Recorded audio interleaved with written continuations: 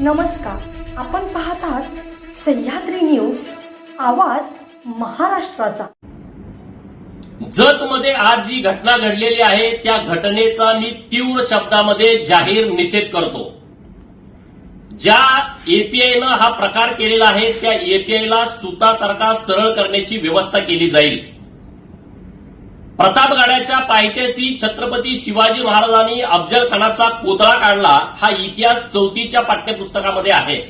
मग हे एपीआय महोदय 4थीच्या पाठ्यपुस्तक फाडून टाकणार आहेत का? या महाराष्ट्रातला धारकरी आणि या महाराष्ट्रातला वारकरी यांच्या हृदयामध्ये छत्रपती शिवाजी महाराजांचा इतिहास आहे, त्यांना हृदयामध्ये स्थान आहे। त्यांना हृदयामधून तुम्ही बाजूला हटवणार आहात का?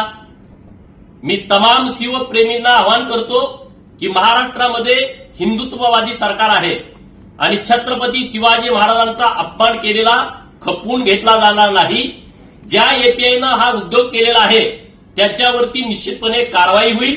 मी राज्याचे मुख्यमंत्री माननीय देवेंद्र फडणवीस साहेबांच्या कानावरती ही गोष्ट घातलेली आहे। सांगली जिल्ह्याचे एसपी साहेब यांच्याशी सविस्तर बोललेलो आहे आणि त्यामुळं तुम्ही या सगळ्या गोष्टीचा संयम बाळगावा। ज्या एपीआयनं हे कृत्य केलेलं आहे त्याच्या पाठीमागे कोणी राजकीय शक्ती आहे का याची सुद्धा चौकशी झाली पाहिजे। कारण 2009ला ज्या नेते मंडळीच्या डोक्यात जंत होता त्यांनी जी दंगल घडवलेली आहे तसा काही प्रकार जतमध्ये करण्याचा प्रयत्न केला जातोय का याची सुद्धा चौकशीची मागणी मी करतोय।